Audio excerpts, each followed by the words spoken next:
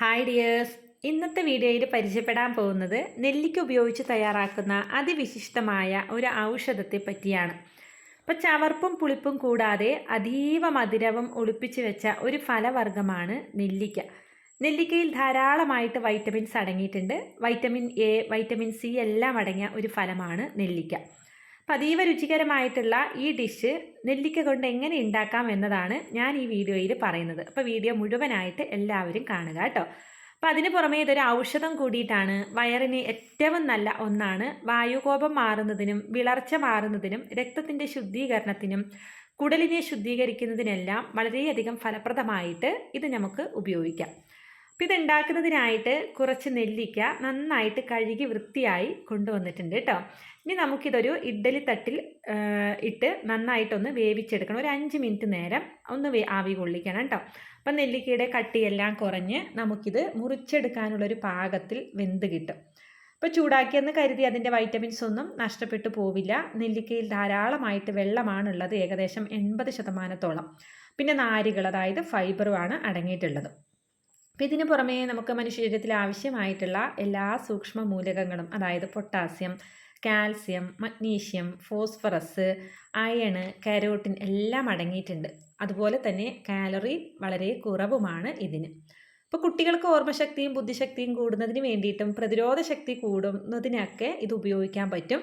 അപ്പോൾ 5 മിനിറ്റ് കൊണ്ട് തന്നെ നെല്ലിക്ക നന്നായിട്ട് വെന്ത് കിട്ടിയിട്ടുണ്ട്. ഇനി വേണ്ടത് 2 ശർക്കരയാണ്. അപ്പോൾ ഞാൻ 2 വലിയ ശർക്കര എടുത്തിട്ടുണ്ട്. നിങ്ങൾ എടുക്കുന്ന നെല്ലിക്കയുടെ അളവനുസരിച്ച് ശർക്കരയുടെ എണ്ണത്തിൽ കൂട്ടിയെടുക്കുക കേട്ടോ.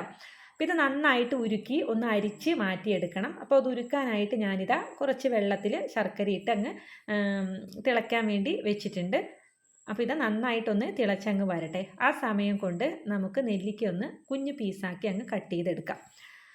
അപ്പോൾ ഇത് കുരുമാറ്റി ചെറിയ പീസാക്കി വെച്ചിട്ടുണ്ട്. ഇതിനുള്ളിലേക്ക് പെട്ടെന്ന് തന്നെ ശർക്കരയുടെ പാനി ഒന്ന് ചേർന്ന് വരുന്നതിന് വേണ്ടിയിട്ടും അതുപോലെ തന്നെ എളുപ്പം ഉണ്ടാക്കിയെടുക്കാനും വേണ്ടിയിട്ടാണ് ഇപ്രകാരം കട്ട് ചെയ്തത് കേട്ടോ. അപ്പോൾ നിങ്ങൾക്ക് ഇഷ്ടമുള്ള രീതിക്ക് നിങ്ങൾക്ക് കട്ട് ചെയ്തെടുക്കാം. വേണമെങ്കിൽ ഒന്ന് ചതച്ചെടുത്തും ഉപയോഗിക്കാം കേട്ടോ. നമുക്ക് ഉണ്ടാക്കാനായിട്ട് സാധിക്കും. പിന്നെ ആ പാനി നന്നായിട്ട് റെഡിയായിട്ട് വന്നിട്ടുണ്ട്. ഇത് അരിച്ച് മറ്റൊരു പാത്രത്തിലേക്ക് ഞാൻ മാറ്റിയിട്ടുണ്ട്. ഇനി നന്നായിട്ടൊന്ന് തിളച്ച് വരട്ടെ.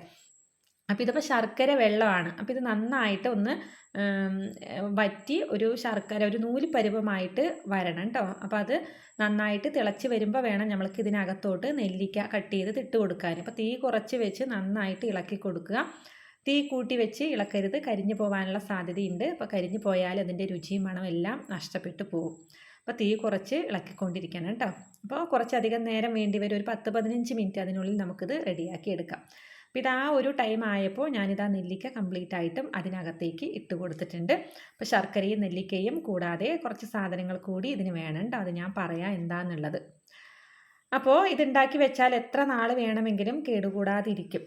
ഇത് പ്രധാനമായിട്ടും നമ്മൾ കഴിക്കേണ്ടി വരുന്ന സാഹചര്യം, നമുക്കിപ്പോൾ തൊണ്ടയിൽ ഉണ്ടാകുന്ന അണുബാധ, തൊണ്ടവേദന, ചുമയൊക്കെ ഉണ്ടെങ്കിൽ ഇത് കഴിക്കാവുന്നതാണ്. ഇതിന് പുറമേ ഹൃദയാരോഗ്യം സംരക്ഷിക്കുന്നതിന് വേണ്ടിയിട്ട് ദിവസം ഇത് കഴിക്കാം. കൊളസ്ട്രോൾ കുറയും, യൂറിനറി ഇൻഫെക്ഷൻ പോലുള്ള പ്രശ്നങ്ങളൊന്നും ഉണ്ടാവില്ല.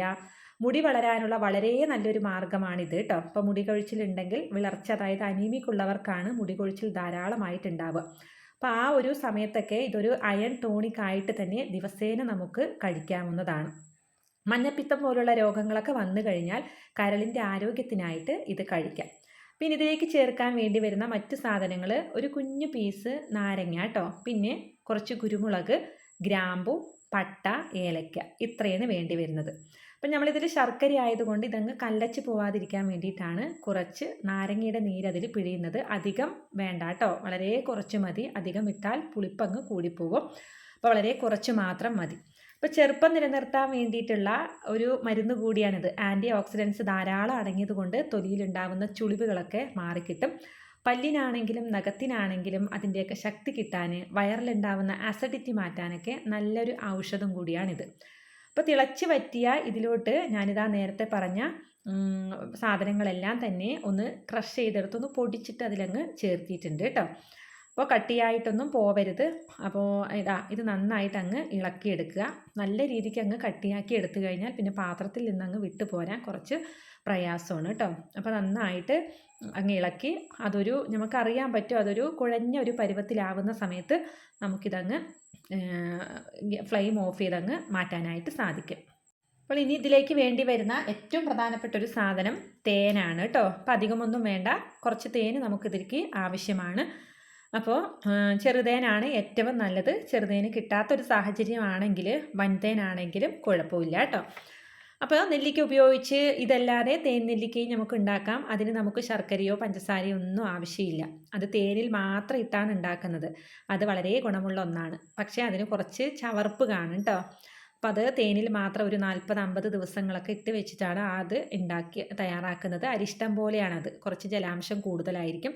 അതെല്ലാവർക്കൊന്നും ഇഷ്ടപ്പെട്ടെന്ന് വരില്ല. അതുകൊണ്ടാണ് ഇതൊന്ന് വേവിച്ച് മധുരം കൂട്ടിക്കൊടുത്ത് ഞാനിത് തയ്യാറാക്കുന്നത്. എല്ലാവർക്കും ഇഷ്ടപ്പെടുകയും ചെയ്യും.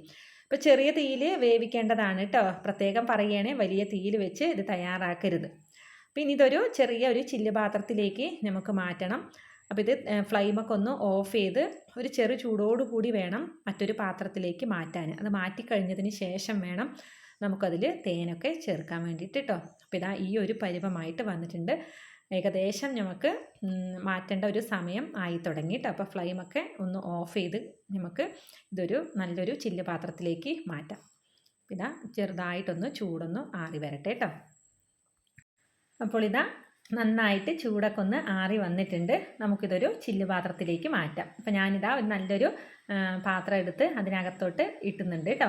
ഇനിയിപ്പോൾ നമ്മൾക്ക് എന്ത് ചെയ്യണം, ഇനി ഇതിനകത്തോട്ട് തേനങ്ങ് ചേർത്ത് കൊടുക്കണം. അപ്പോൾ ഇതിപ്പോൾ തന്നെ അങ്ങ് കഴിച്ചു നോക്കുക കേട്ടോ. അപ്പോൾ തേൻ ചേർത്ത് ഇളക്കി കഴിഞ്ഞ് അങ്ങ് കഴിച്ചു നോക്കിയാൽ അസാധ്യ രുചിയുള്ളൊരു വിഭവമാണ്. അപ്പോൾ നെല്ലിക്കയുടെ ചവർപ്പൊക്കെ മാറി നല്ല രുചിയായിരിക്കും ഇതിന്. ഇപ്പോൾ 2-3 ദിവസത്തിന് ശേഷം ഉപയോഗിച്ച് തുടങ്ങിയാൽ ഇത് കുറച്ചുകൂടി രുചി അങ്ങ് കൂടുതലാവും. അപ്പോൾ ഞാനിത് ആവശ്യത്തിനുള്ള തേൻ ഇതിൽ ഒഴിച്ചു കൊടുക്കുന്നുണ്ട് കേട്ടോ. അപ്പോൾ ഇതിൽ മുങ്ങിക്കിടക്കാൻ പാകത്തിന് കുറച്ച് തേനങ്ങ് ഒഴിച്ചു കൊടുക്കുക. പിന്നെ തേൻ ഒഴിച്ചതിന് ശേഷം നന്നായിട്ടൊന്ന് അമർത്തി കൊടുക്കുക. അപ്പോൾ തേൻ എല്ലാ ഭാഗത്തേക്കും അങ്ങ് എത്താൻ വേണ്ടിയിട്ട് നന്നായിട്ടൊന്ന് ഇളക്കി അങ്ങ് കൊടുത്താലും മതി കേട്ടോ. ഇതാ തേൻ മുഴുവനായിട്ട് ഞാൻ ഒഴിക്കുന്നുണ്ട്. അപ്പോൾ കുട്ടികൾക്കാണെങ്കിലും വളരെയധികം ഇഷ്ടപ്പെട്ട ഒരു വിഭവമാണിത്. നെല്ലിക്ക കഴിക്കാൻ ഇഷ്ടമില്ലാത്ത കുട്ടികളുണ്ടെങ്കിൽ ഇത് നമുക്ക് കൊടുക്കാം. ഇതൊരു ഔഷധമായതിനാൽ ഒരു സ്പൂണ് വീതം ദിവസവും നമുക്ക് കഴിക്കാൻ പറ്റും. അപ്പോൾ വെളുത്തുള്ളി കൊണ്ടും ഇതേ മെത്തേഡിൽ തന്നെ നമുക്ക് നിർമ്മിക്കാനായിട്ട് സാധിക്കും. അപ്പോൾ ദിവസേന ഇതെല്ലാം കഴിച്ചു കഴിഞ്ഞാൽ ശരീരത്തിന് പ്രതിരോധ ശക്തി കൂട്ടുന്നതിനും രോഗങ്ങൾ വരാതിരിക്കുന്നതിനും വളരെയധികം സഹായിക്കും. അപ്പോൾ ഇവ രണ്ടും ഒരു വീട്ടിൽ അത്യാവശ്യമായിട്ട് ഉണ്ടായിരിക്കേണ്ട ഒരു സംഗതി തന്നെയാണ് കേട്ടോ. അപ്പോൾ വെളുത്തുള്ളി കൊണ്ടും നിങ്ങളിത് തയ്യാറാക്കി നോക്കുക. അപ്പോൾ തീർച്ചയായിട്ടും നിങ്ങൾ ഇതൊക്കെ ഒന്ന് ട്രൈ ചെയ്ത് നോക്കുമെന്ന് വിചാരിക്കുന്നു. അപ്പോൾ എല്ലാവർക്കും എൻ്റെ ഈ വീഡിയോ ഇഷ്ടപ്പെട്ടു എന്ന് കരുതുന്നുണ്ട്. വീഡിയോ ഇഷ്ടപ്പെട്ടിട്ടുണ്ടെങ്കിൽ ചാനലൊക്കെ ഒന്ന് സബ്സ്ക്രൈബ് ചെയ്യുകയും മറ്റുള്ളവർക്കൊന്ന് ഷെയർ ചെയ്ത് കൊടുക്കുകയും കൂടി വേണം കേട്ടോ. അപ്പോൾ എല്ലാവർക്കും ഒത്തിരി സ്നേഹത്തോട് കൂടിയിട്ട് നിങ്ങളിൽ ഒരാളായ ഞാൻ എന്നും എല്ലാവർക്കും നല്ലത് മാത്രം വരട്ടെ എന്ന പ്രാർത്ഥനയോട് കൂടിയിട്ട് നമുക്ക് അടുത്ത വീഡിയോയിൽ കാണാം കേട്ടോ. അപ്പോൾ ഓക്കെ, ബൈ.